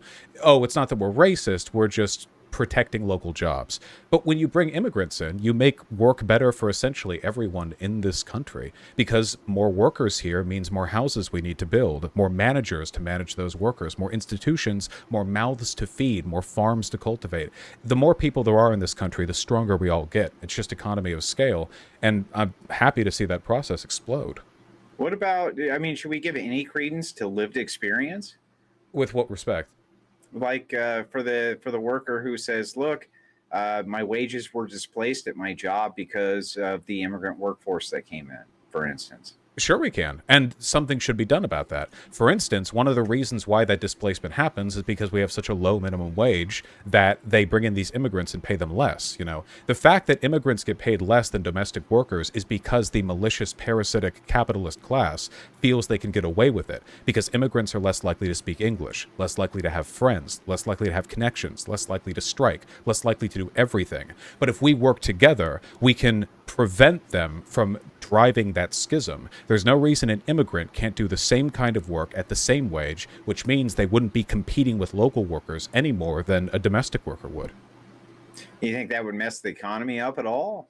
I think it's very doable. And laws have been done in the past to allow for that. Like, for instance, when you have these crackdowns to prevent, immigrant workers from being paid under the table, this is to the benefit of everybody. It's to everyone's benefit. The only group that benefits from immigrants being brought in to be underpaid is the ultra wealthy because they pay less in wages. But thankfully, I hate the ultra wealthy, and I think a lot of people on the far right do too. But you can't fix that problem by getting rid of immigration because all that does is mean they have to find another scapegoat, and we see that happen because even if immigrants aren't coming into the country, we notice there are still groups they try to make more money off of by paying less. For example, they keep trying to lower the minimum working age at a state level. That's something we see happening. Oh, why can't 14-year-olds work? Whatever. It's not like high school isn't difficult enough. They try to keep the minimum wage from going up. They try to fragment people whether or not immigrants are there. They're just the easiest scapegoat. The only way to really escape that whirlpool of economic exploitation is to stand up to the people who would deign to pay one group less than another, to make sure we all have an equal, fair, union-backed shot at the bargaining table. I understand what you're saying, but just to give you a slight bit of pushback on it, I'm not sure that the people who are inside of jobs where they've been working for like GM and shit like this, who suddenly, see their $35 to $45 an hour that they've rose up the last 20 years to get, and they see somebody who comes in who's relatively unskilled, but because there's a labor shortage gets introduced at the same exact wage as them, you can kind of understand why they're fucking pissed off. Oh, sure. Well, you can still have like a wage prioritization for seniority. I think that's fine. But at that point, it's not an immigration thing anymore. That's just a who's a new worker versus an old worker thing. I'm okay with like seniority raises or people being promoted in-house, or I'm not saying that like a manager needs to be paid the same as a common worker or anything. Well, okay, as a communist, I would say that, but for now, in the short term or whatever, in terms of more reasonable human being, right? It is a more immediate proposition. It's just about the idea that some groups, through no merit other than their immigration status or their age or whatever else, get paid less because it's politically convenient. But that political convenience is only something they can take advantage of because we're not willing to stand up for their rights. If we did, not only would the immigrants make more money, they also wouldn't have a comparative advantage in terms of labor costs over domestic workers. There are policies that can be implemented to prevent any antagonism whatsoever between the material interests of domestic and foreign workers. And if we do that, we'll find that every foreign worker just adds to our labor pool, and we won't have to worry about China outcompeting us in 10 years because they have 5 times our population. But that is, just so you know, subject to change to the extent that a new study just said that they may lose 500 million of their population by the middle of the 21st century due to the birth rate crisis that's going on, which is kind of an interesting conundrum. I'm not going to hang you up on that. There's more super chats that have flowed in for $2 from Jamie Morton. Vaush, can I adopt your hairless cat? What's the price? Priceless. I'm very sorry. She is a very good stinky goblin. I must keep her. Well, and he just got done telling you that, the first year he was making, why would he give you his cat, right? It's like, yeah, that's the whole point. Money isn't everything. Right. For £5 from Jack the Hat, abundance of labor lowers the demand and value of labor. Most immigrants are low skilled and contending for the working class job. Vaush, would you agree that that's true, or is Jack the Hat full of shit? No, I now, disagree. Mind you, he's from the EU, just so you know. Oh, well known. I disagree. The abundance of labor is lowers the demand for labor in an immediate, short-term, perfectly spherical cow in a vacuum with no friction type sense. But the more people are in our country, the more demand there is for everything else. And the higher paid immigrants are, the more services they're going to take advantage of within our country. Every additional mouth to feed is another person who's going to shop, is going to drive cars, is going to pay a gas tax.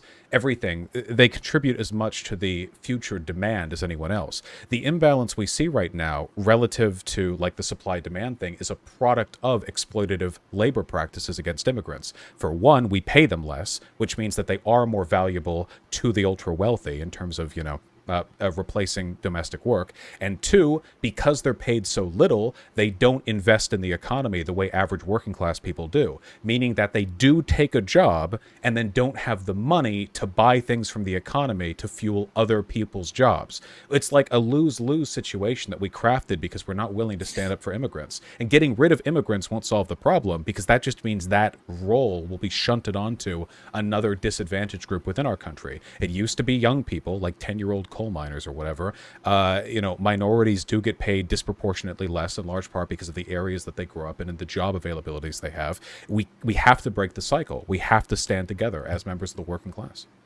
Do you fear, Vaush, endless expansionary policy, considering how much like imperialism it can become, knowing that the United States right now has to take care of its labor shortfall due to its lower birth rates by importing more and more and more immigrants? And if you don't like the word import, you can put in whatever you'd like. But it does necessarily seem that we actually have to have an importation of labor to take care of the labor shortfall due to the lessening of birth rates domestically. Do you worry about the ever expansionist policy? Well, eventually, the birth rates are going to settle in every country. You can take a look at all the countries in the world and where their birth rates have trended, and like every country on Earth, including now even the poorest African countries, which in terms of development were behind everyone else, is like rapidly plummeting down to what will probably be the like default average of 2.1 to 2.4. That seems to be like the healthy average right there. Immigration will always take place because there's never going to be a perfect union between what a country needs in terms of its economic and social needs and what they have available in their own labor force, which is fine. But the imbalance in immigration right now is largely a product of asymmetrical development. In a good future, in my future, I would hope, as many Americans would be moving to Mexico for work as vice versa. People would be moving to Guatemala for the interesting startups, and people would be going to, Mali or South Africa for economic opportunity the same way they go now to America. And when that's happening and the birth rates have leveled out, immigration is just going to be people blending across borders, right? What if our birth rates don't level out? We've seen a continuous trend of lowering birth rates, not just across the Western world, but across South America, across all of the North American continent. We've basically seen it everywhere. The only real rise in birth rates that we see is from the African nations. What do we do if we can't just continuously import labor? Well, they're not rising. I don't think there's a single country in Africa where the birth rate is rising. You can That's take a look. Incorrect. There are Are there any? Is it post-Civil War like population boom? Maybe. I'm not sure it actually goes back that far. I think that with the absence of industrialization, some of these places have not experienced full-bore industrialization. Their birth rates are way ahead. The only Western, what you might consider a Western nation, that has birth rates on par for replacement that I'm aware of is actually Israel. They have massive in vitro fertilization programs, in fact, for their population that are paid for by the state, which is, I think, helped significantly with their birth rate. But my understanding is that the major trend in upright birth rates is coming from African nations and not from almost any Western nation you can point to. I'm looking right now, and so sub-Saharan Africa has had its fertility rates lower than, well, its fertility rate is decreasing lower than other countries, but every part of the world right now is leveling off. In terms of like aggregate averages for a continent, most everyone seems to have stabilized at 2 and has been for about 40 years. North America, Europe and Central Asia, Latin America, And then if you look at South Asia, Well, South wait, but Asia, we're below Middle East. replacement now, aren't we? In America, I think we're at 2.1, aren't we? Or something like that. I'm only looking for the continent. Canada and Mexico might be slightly higher than the U.S. Let me see. America birth rate. I think we're at 2.1. Oh, we're at 2.1 adjusted for immigration. 1.7 Right. locally. 1.7 locally. So you essentially you have to have an endless stream of immigration in order to take care of the falling birth rate in the Western nations. You could see where that could become problematic if the nations that you're importing immigrants from are no longer at replacement levels themselves. Does this concern you at all? Well, that would just eventually lead to a global population dip, which seems... Well, that would be economically difficult, I admit, but it seems like if that's going to happen, that's going to happen. Birth rates are mostly just a product of material circumstances. I don't think there's much you can really do to overcome it. Basically, every industrialized country seems to have had the exact same dip in their in their birth rate. Every country that will industrialize will see the same. It's just a matter of how people relate to their environment, what they have time for. Well, what do we do with the elderly?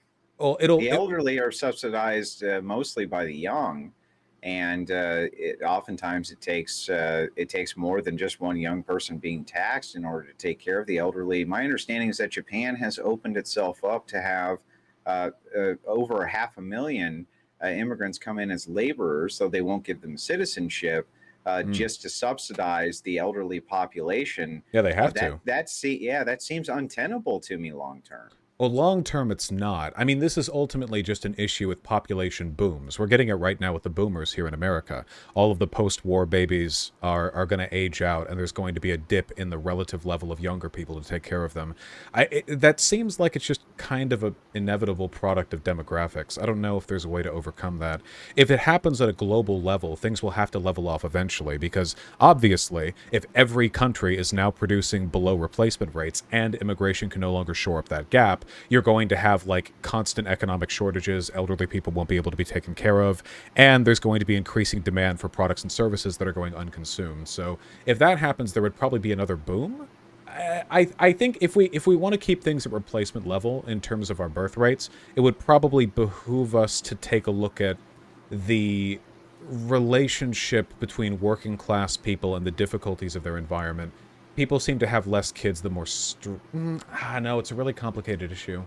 I don't know if this is an America thing, though. This is like a global, like, how do you it's a level global off? phenomenon. Yeah. One of the things that's frightening about it is I don't think that people realize how interconnected the global economic process is, especially for food production, and how labor-intensive these processes are. And then if we end up dipping below a certain threshold, we're going to end up with maybe not enough food to eat.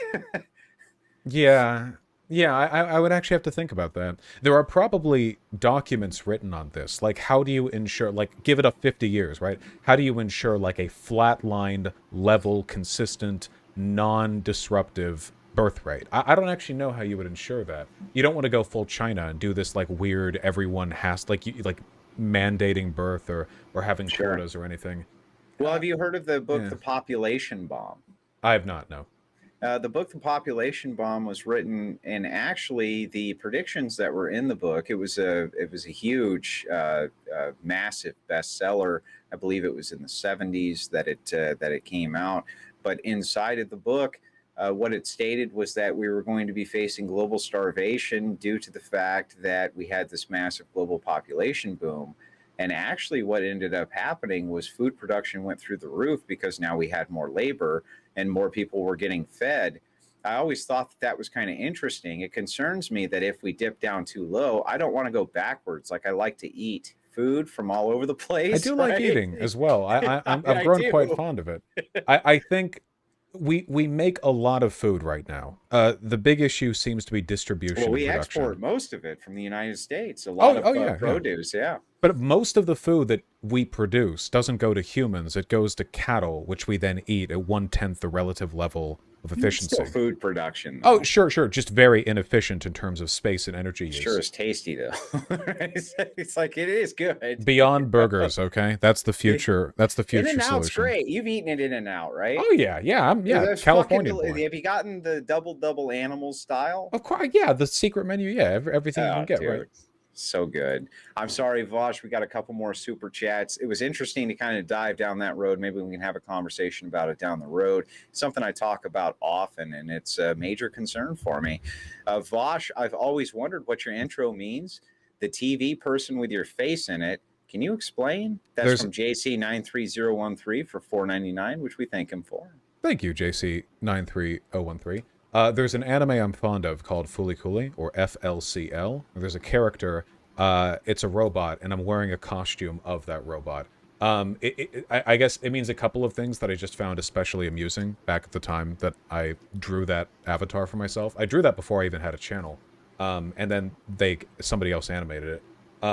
But it's broadly, I think, just kind of a play on the idea that I'm like just an idiot wearing a costume of all the cool ideas that I think I have, I guess. I don't know. It's in my mind, I imagine it as like a humble and self-deprecating kind of joke. But, you know, I'm also just fond of Fooly Cooly, so.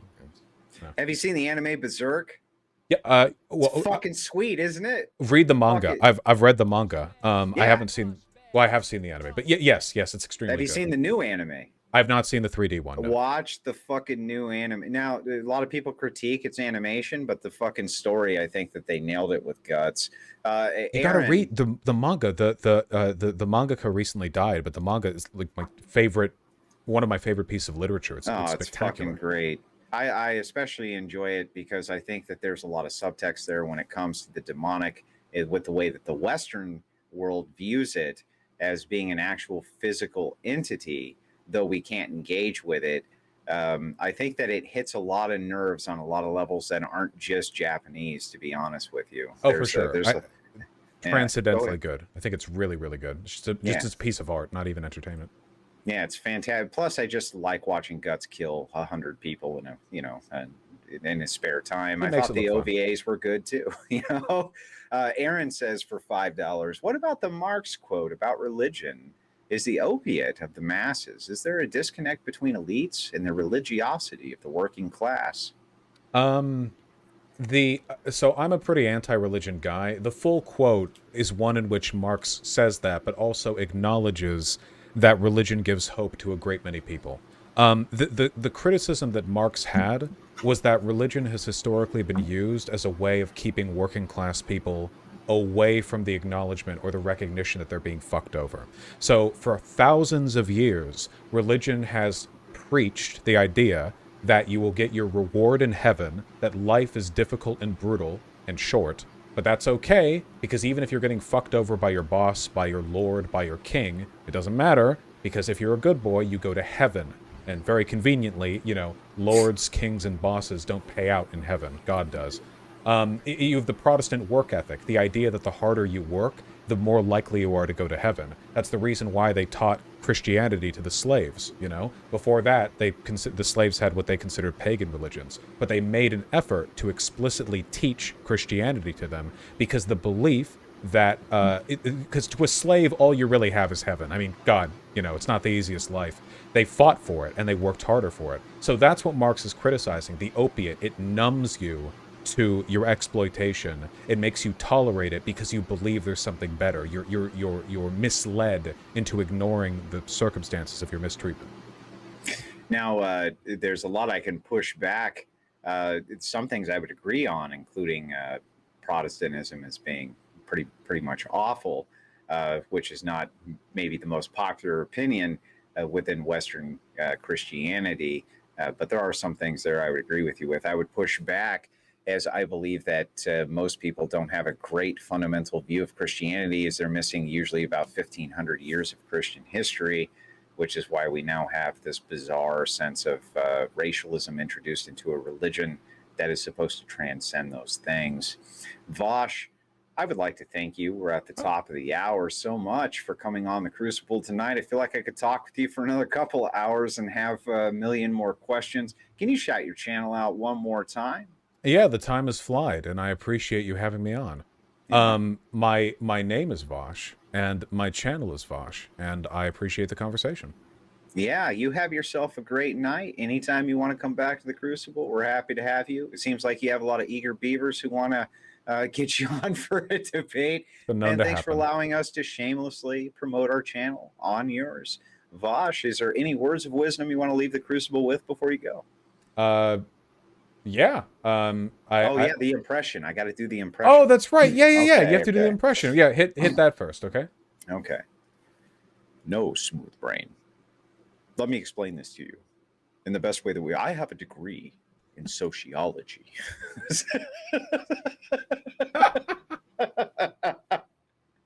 No, that's not. Bad. No, That's not bad at all. No. If I saw that, even without the prelude, I would know.